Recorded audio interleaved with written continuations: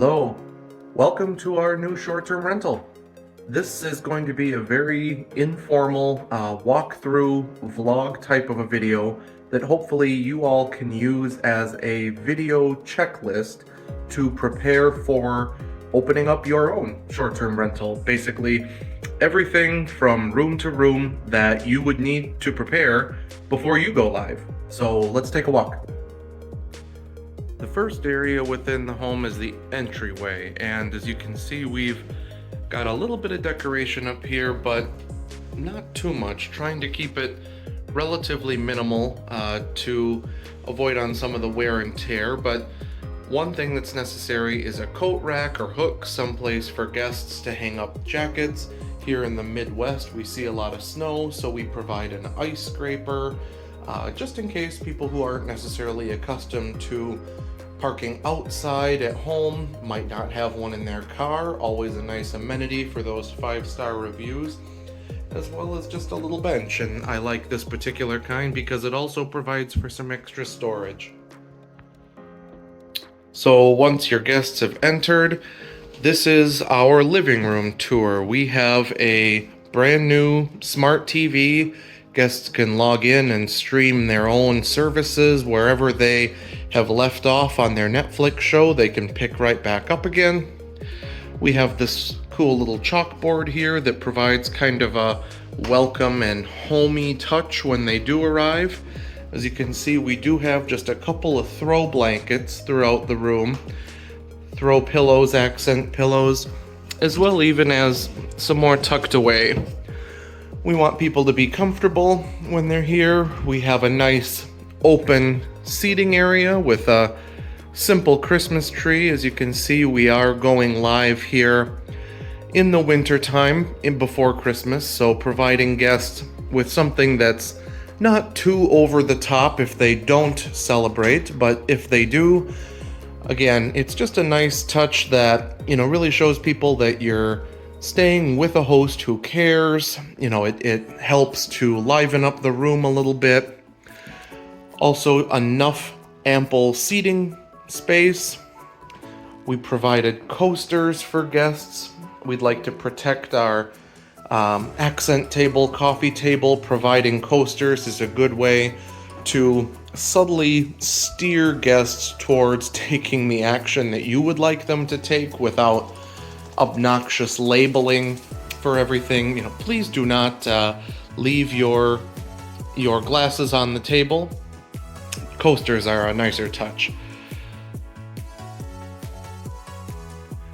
Now, once guests walk through the living room, they come into the kitchen and dining room, where here it's open concept space. This table can be pulled away from the wall. We do also have a couple different centerpieces that we are adding to the table. You can see we have very clearly labeled trash and recycling bins so that guests have a place to dispose without, sending you a message asking where it goes. We also have, pots and pans, cookware, baking sheet, cookie sheet, pizza pan, right next to the stove, intuitively, oven mitts.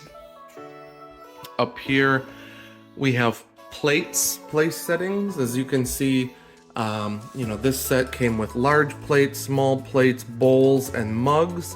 We also have a kids set, and then some kind of general Tupperware and mixing bowls, a strainer, colander, just things to help guests feel at home. Providing a well-stocked kitchen is one of the few amenities that an Airbnb can offer above and beyond a hotel. Hotels can't give guests a full kitchen. Large glasses, small glasses, stemless wine glasses, and even some local pint glasses for beer. Stemless wine glasses help with breakage.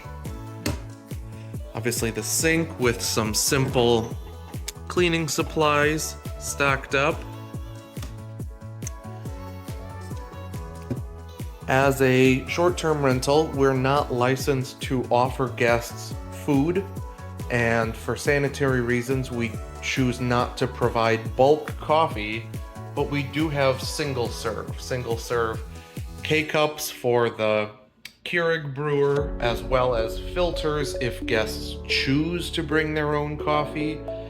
And as a nice touch, we have an assortment of teas, and then we always make sure to include some decaf K-cups, regular and decaf, so that everybody has what they're looking for. Some simple baking dishes, or could be food storage dishes. Once again, providing a kitchen that gives guests space and gives guests the ability to, enjoy some of their favorite foods, create those memories with family. And you can't always, you can't go without a little pop of fun. It's not a sterile, hospital environment. It's an Airbnb kitchen.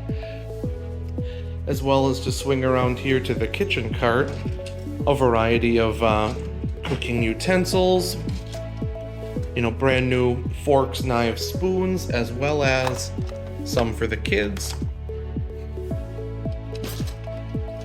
And last but not least, we have our welcome book, which normally would be set up a little bit nicer. I have it closed for some privacy reasons, but as you can see, just some basic information about the home, things that guests would need to know.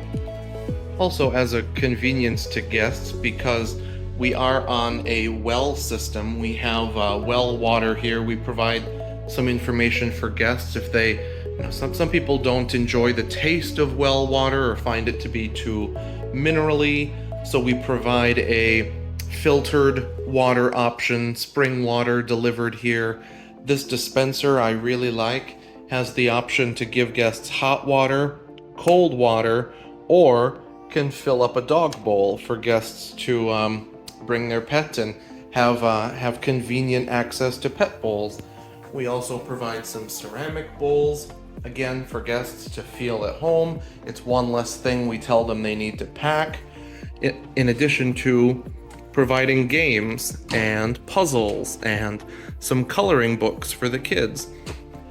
It's a simple thing, but it really helps to show, guests that they have amenities here. They don't need to necessarily worry about bringing every little thing, as well as some beach towels for the hot tub. Once again, if guests choose, they can go right outside to the hot tub here. They don't have to take our bath towels outside. They can use beach towels. We've got extra beach towels, a place to hang beach towels, trying to anticipate their needs as they go out to the hot tub. We do also have a hot tub in the back. We've cleared a path to that, make sure that that is maintained. We've got a nice grill for guests to use with a patio set. Now, when guests are through with their meal and ready for bed, they can walk right down the hallway here to either one of two bedrooms. This is the primary bedroom up here, although they are both just about the exact same size. But as you can see, we've minimally decorated this room, but just enough to know that some thought was put into it, but it's not too obnoxious for somebody. Guests are able to make themselves at home here on the bed. We have a light quilt along with another quilt if they need, to adjust their blanket thickness for their comfort, as well as a variety of pillows. We have two, soft and firm pillows, depending on however guests like to sleep. I know many people enjoy a fan or some white noise from a fan at night. Provided that as well as an overhead fan in this room. We did not necessarily seek to install the overhead fan. The other bedroom does not have one, but that's okay. We work with what we have. Here in the wardrobe, we've provided hangers, again, something that guests wouldn't necessarily think to bring, as well as a pack and play. The pack and play travel crib fits very nicely here in the corner of the room, and we have photos in our listing showing the pack and play assembled. If they can see it, they'll know. Same thing here with extra blankets, extra pillows, change of sheets, just in case. Probably won't be necessary, but it's at least nice to have. Moving over to the second bedroom, it's a very similar setup. Fan and a lamp. The bed has been made with a variety of blankets, as well as over here, providing hangers, providing extra pillows, extra sheets, and a queen-sized air mattress, which will fit very nicely in the living room, hence the extra sheets to provide for extra space for guests. In this room as well, with this being more of a kid-friendly room, we have a magnetic dartboard so that guests can play. And again, very minimal decorations, but still enough to know that thought was put into it. A fun accent type of a wall to show, a little depth of space, a little design in the room. Just enough to feel at home.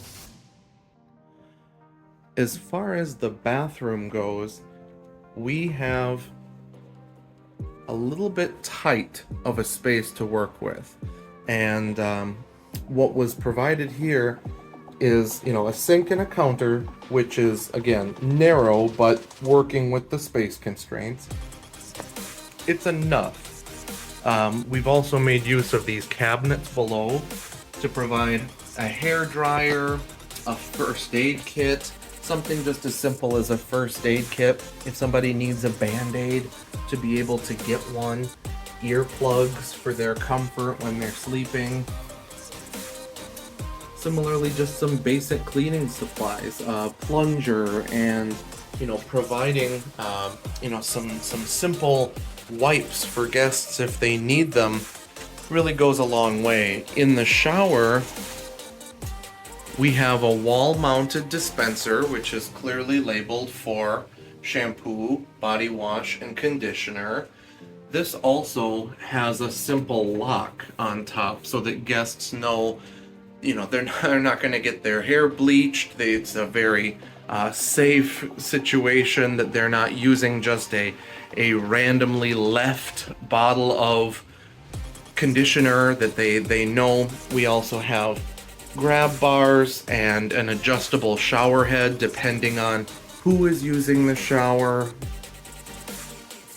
Very simple setup, along with this mirror here that prevents fogging and provides lighting for makeup, so we don't need an extra makeup mirror. It's also important, I think, to have a full-size mirror, which we have here, not only to help the space feel a little bit bigger, but also for people that are getting dressed to be able to assess their clothes. In the closet here, we have some extra toilet paper, paper towels, some of which has been provided, extra Kleenex. All of our towels are neatly folded. And as you can see, besides the coral towels that match the bathroom, we also have black washcloths. These are perfect for makeup removal. Besides, most people who wear heavy makeup would travel with makeup remover, either liquid or wipes, but you can save yourself wear and tear on colored towels by simply providing black washcloths. We also provide some very, basic cleaning supplies, extra trash bags if they need them for the small garbage cans we have placed throughout. Once again, a large extra comforter, some extra sheets for the air mattress, as well as for the futon. So last but not least, I always assess sort of the guests' flow through the space to see if anything seems to be missing, or if anything I can think needs to be added. For instance, providing small trash cans next to the toilet here, or in the bedroom next to the wardrobe tucked around the corner. Things like that are always good to do kind of on a final walkthrough, just to make sure that you're accounting for the little things that, again, it might be difficult when you're setting up a space, but when a guest is arriving, they'll notice, some little things like that, and know that the care was placed into the space. Some simple travel themed magazines like we have here under the TV. We're not subscribing to Golf Digest or anything, but we just stopped at the local visitor center and picked up some travel magazines showcasing fun things to do in the area as a nice touch to leave out for guests, as well as some not real greenery, but fake greenery, just to add that little, faux pop of life into the space, aside from, of course, the artificial Christmas tree. But just like I said, on a final walkthrough, being able to anticipate what a guest might need, something as simple as here, the smart thermostat. It is set to a comfortable level before guests arrive, but we make sure as well to include in the welcome book specific instructions for how to operate that thermostat, trying to anticipate what it is that a guest would need. In addition, a lock such as this on the front door, which is not Wi-Fi enabled, but programmable, or a smart lock, which can be set remotely. Something like this enables guests to have an easier time coming and going. Being able to custom set the lock code value to exactly the last 4 digits of a guest's phone number, for instance, provides them with comfort in knowing that their arrival process will be smoother and that they won't have to remember a random and arbitrary code that you had previously set up. It also provides guests with additional security that no prior guests should have any knowledge of what their access code is, so they can sleep a little bit more comfortably. I think that'll wrap it up. Thanks for going on a walkthrough with me. Like I said, it always helps to see how a space is laid out instead of simply looking at a master checklist, and being able to walk through a space like this will hopefully help you to become a better host and feel a little bit more confident when your property goes live. Thanks for staying with me.